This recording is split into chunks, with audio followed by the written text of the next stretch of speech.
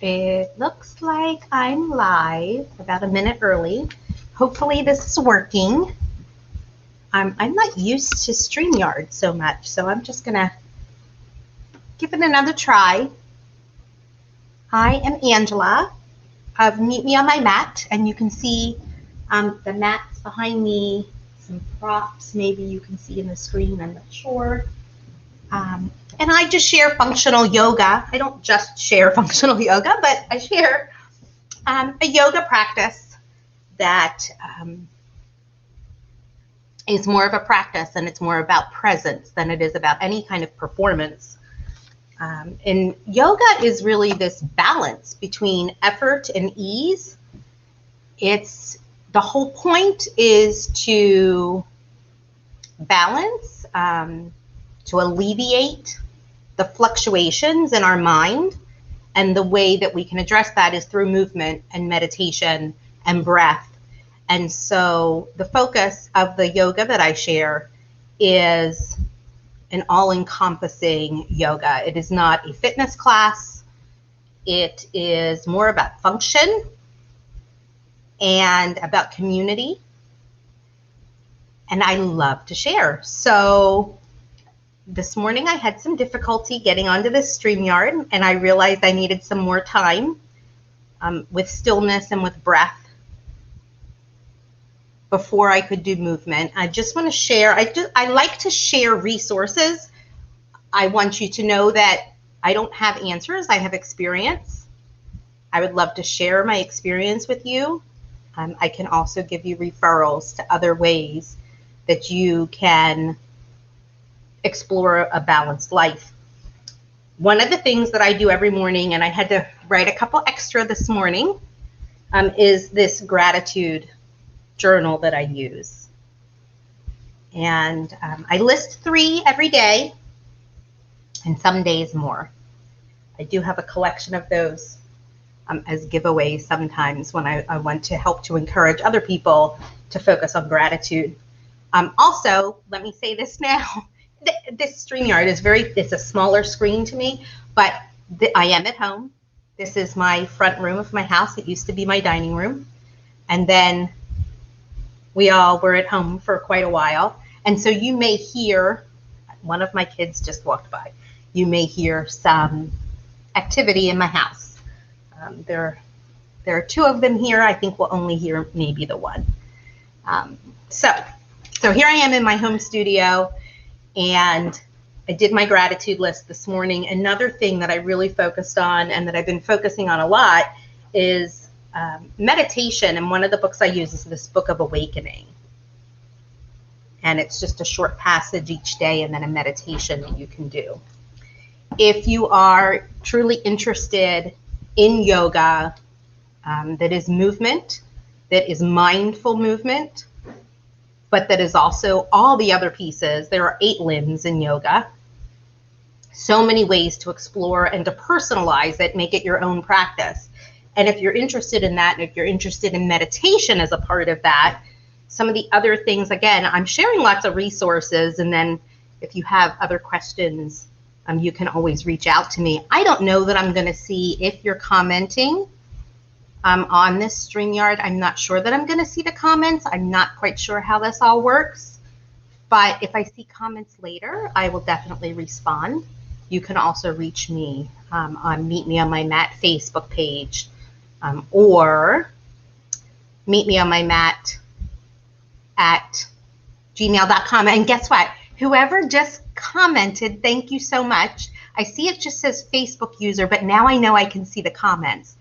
And this person says they love how I describe my practice. And that's truly what's happening for me when I'm sharing practice. You will not hear me say that I'm teaching a class.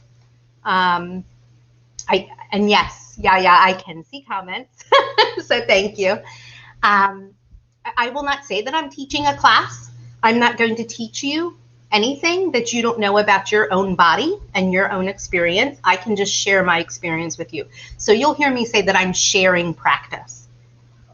I am not there to perform for you, to show you pose. Like, we can do poses, but that's never going to be the point of the practice that I'm sharing with you, unless that's a goal that you have and there's a certain pose you want to work on. But that won't be the focus of what the way that I'll share a practice. And so what I was going to say, and I don't even know if I'll make it to my mat today, but in this live, of course, I will make it to my mat. But one of the things I was going to say is, if meditation is something that you want to incorporate more into your daily life, I do share meditation, but you don't need me. When I was a special ed teacher for a long, long time, I used to say that my job was to work myself out of a job. My job was to show students, to share with students the skills they would need to continue to learn on their own without me, or without me standing right there with them. And I feel the same way about this yoga practice.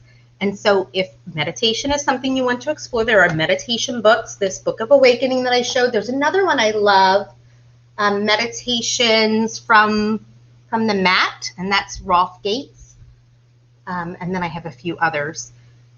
But there are great apps that you can get on your phone. It is so nice to be in community, and yoga is something that's an individual practice, but it's done together. It's like this together apart that we've just experienced for the past year, right? And so we're apart from each other in our own individual experience on or off our mat. And then we're coming together to share what that experience is and how we can help each other. There is not going to be a practice where I say this is the way to do it. I give options, I give choices, I give variations. I maybe will move to my mat because I would love to show you some of the props that I use. And the props are to fill the spaces between you and the poses or the movements that you wish to experience. Let me go back. I'm just going on and on. I've had 2 cups of tea today, and I think they both were caffeinated. So don't laugh, yeah. And so meditation, I wanted to show you. There are a few apps. There's the Calm app. There is actually a puzzle that's a Calm puzzle. It's done by that company, and when you buy those puzzles, you can have access to the Calm app as part of the puzzle. Headspace is a wonderful app that you can explore some meditation. And then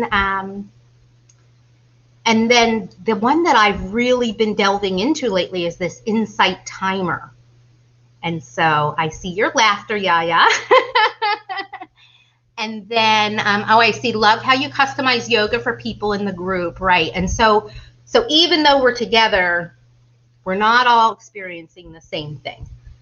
We're not all experiencing it in the same way. And so I talk a lot about personalizing your practice, and we shouldn't look the same, whether we're in the same physical space, which I do have some space here at my home for individuals to come here, or if we're, online and apart from each other in our own environments, we're not experiencing the same things in the same way. So it does look different. And someone says, totally agree, being a facilitator for others to continue his or her learning journey is key.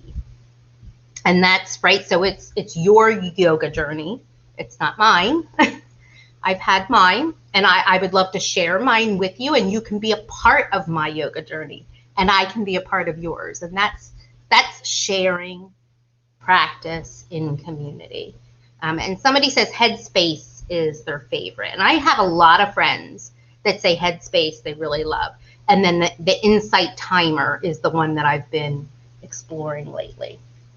I can always give lots of other suggestions. I have a lot of resources here. I am a big book reader. I actually have a Yoga Buddy book club, and I just share what I'm reading whenever I'm reading it, and happy to discuss with anyone at any time anything they would like to read. I am going to move back. What I love about this and about any practice that I ever do is I kind of have an idea of what I want to share, but then I just let it flow, right? So, like, honestly, let it flow, and according to what the group needs and what individuals in the group need. And so I see, hey, Angela, you taught me that yoga is more than just a bunch of movement, right? And it is. It's and I think that was Carla. Thank you, Carla. And it is. It's so much more than movement. The purpose of the movement is actually so that we can get ourselves still. And Yaya says she knew the word flow was coming. Somebody says, let's see, Facebook user Deepak Chopra. Yes, the 21-day meditation challenges are also great, and I have done that a few times. Those are great. There are so many resources, and so if you need others, reach out. I am going to show you a couple things here on my mat, because the whole thing is that it is a personalized practice. You do not need a yoga mat. You can use a towel, a blanket, or nothing at all. I love to do yoga in the grass outside and do some grounding while I'm at it. You do not need yoga blocks. You can use books. You can use whatever. I love to use a chair. You don't always have to be on a mat. You don't always have to be standing. So I keep a chair in my space and show people how to do that. The other day I did some yoga right on my stairs out front, and I was able to do some downward dog right there on the stairs and experience it differently than I would experience it on my mat. Other things I love is just to sit on a cushion. So this is a meditation cushion. I got it at TJ Maxx. Like, I didn't have to go to some special store. I just, TJ Maxx actually has great things. A yoga blanket. And you can get a yoga blanket. This one happens to be directly from Mexico and was a gift from someone. And then I did buy yoga blankets for the studio.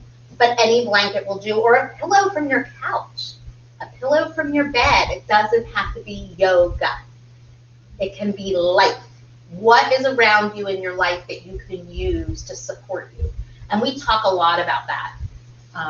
In the practices that I do is what's already here.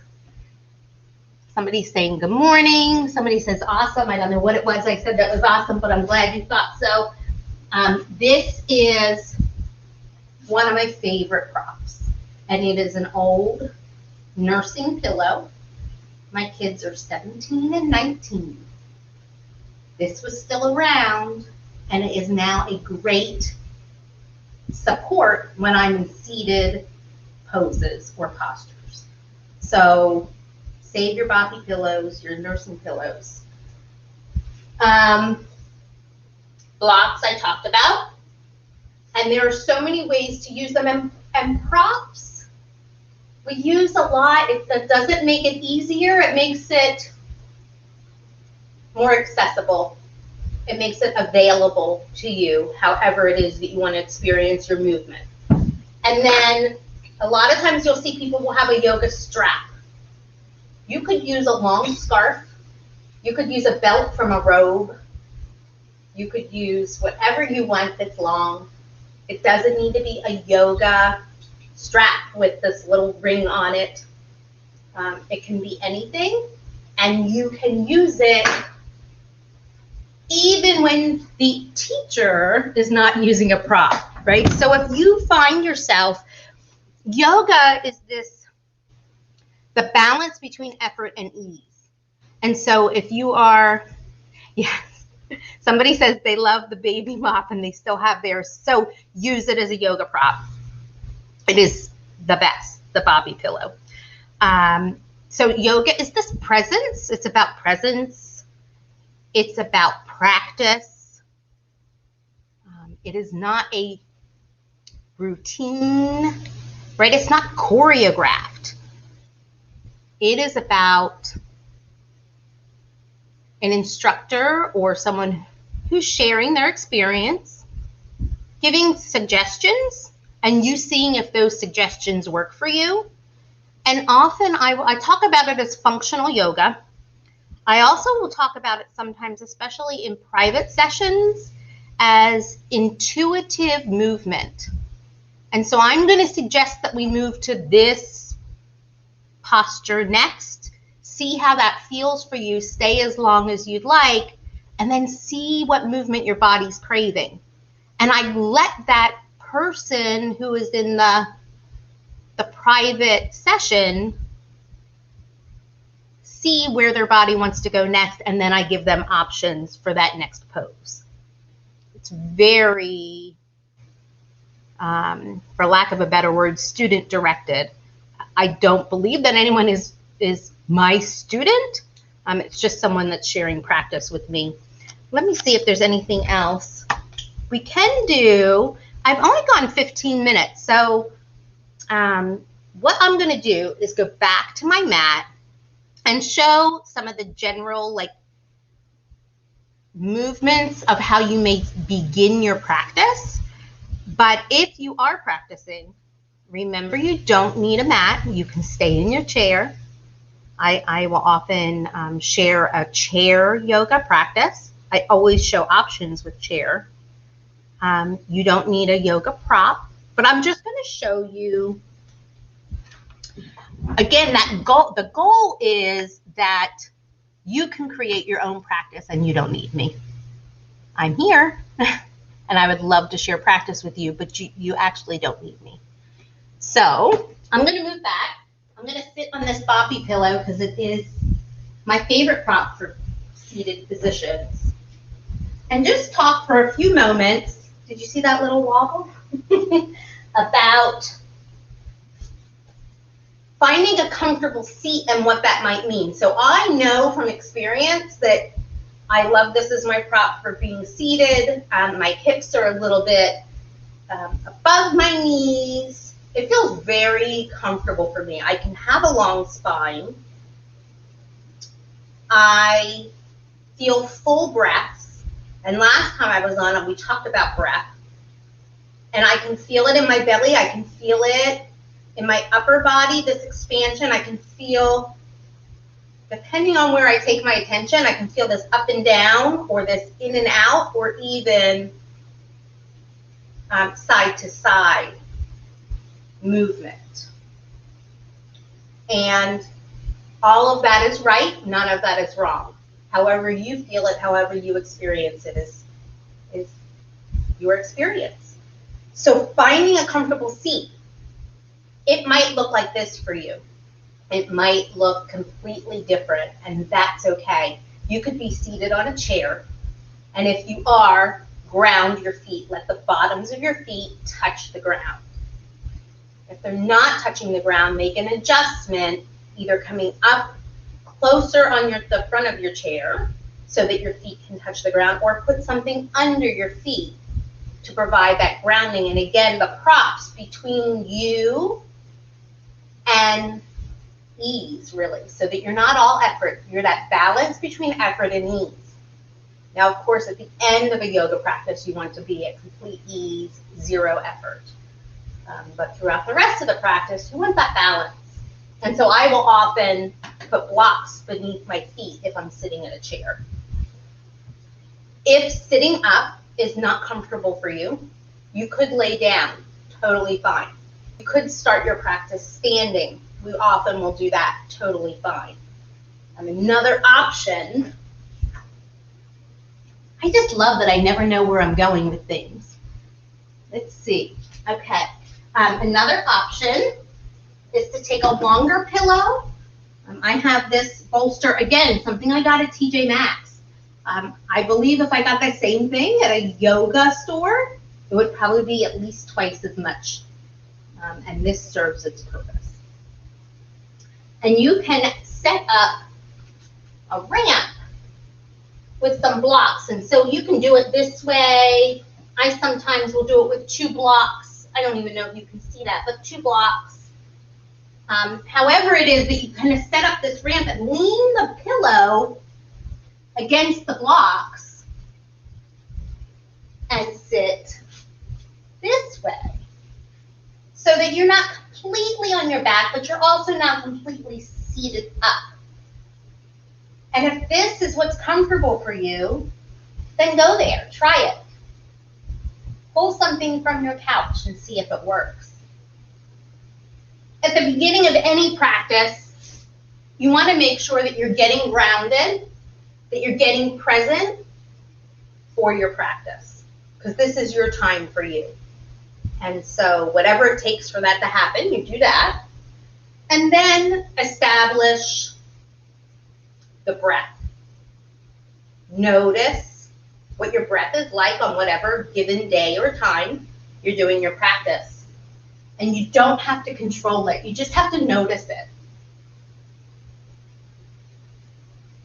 And then intuitively begin to move, maybe following suggestions of whoever's leading the practice, and maybe completely going offline and doing what feels better for you. The movement, sometimes you really need a lot of movement in order to get yourself settled. And so sometimes a practice, now this is going to look ridiculous, and that's okay. Sometimes a practice starts with shaking. And you can start with your feet about hip width apart and begin to feel the ground beneath you, maybe even rocking side to side, taking the weight from one foot to the other, maybe even forward and back with the weight toward the balls of your feet and then toward the heels. And then coming to stillness for a moment, noticing, we call this mountain pose. But if it feels like you're not ready to be still, you can shake. And so often, again, it's going to look ridiculous. Nobody can even see you, so look ridiculous if you want, and just start shaking. And sometimes that's the movement we need to be able to come to the stillness or the concentration of the other movements we might come into. And so you can even lift up a leg and shake, and lift up the other one, and whatever you want to do, right? And so I read a meditation this morning about dance and how dance allows us to feel our feelings and let them work through our bodies. And that's a lot of what yoga does too. Very simply from here, just so I'm showing you a few things, you could take one of your feet, I'm going to take my left and turn it out, turn my right foot just a little bit in, and bend into my left knee. I could extend my feet further apart. I could bring them closer together because I'm personalizing my practice. I could extend my arms out. And then I can begin to achieve that balance between effort and ease. So where does this feel easy for me? Where does it feel like I might be working a little too hard? And just breathing here. So most of the yoga that I share is as a slower pace with real attention to how it feels rather than moving on to the next thing. And so I may feel, oh, I've got a little more opening in my chest now. My shoulders are back. And I might come out of that and turn back and then try the other side. And so what we do on one side, we do on the other. That's that balance. But I could have chosen, if it felt better for me, to have my hands on my hips. I could have chosen to not turn that foot at all and to just stay here in present. I could have chosen to stay in mountain pose. So it's about choice. It's about your own experience. I feel like I'm lecturing because it's so important to me to share with you a practice that's your own. When we're in stillness, I will always say, you're still, but you're not stuck, right? So everything's a choice, and the choice is always yours. That's the yoga. The yoga is the presence, the awareness, and the awareness of what is right for you as an individual, not maybe what you think the instructor wants you to do. I didn't know that's where it was going today. That's where it went. If you have questions, please reach out. I do share practice at least 3 times a week. And lots of other ways too. So just reach out, all ages, and all abilities, all interests. If you think yoga might be for you, it is. And if you think I am not the yoga teacher for you, I can help you find one who may be a better fit for you. But yoga really is for everyone. And I thank you for tuning in. Those of you that did, I see 3 of you are still here. Someone says, love your presentation and authenticity. Thank you. I'm looking forward to develop my the easy yoga practice, like just a yoga practice with more balance between that effort and ease. And that's important. It's not a workout. It's not, there are ways to do fitness practices, and yoga doesn't need to be one of them. Taking home points are movement, release of energy, breath, balance, mindfulness at my own pace, right?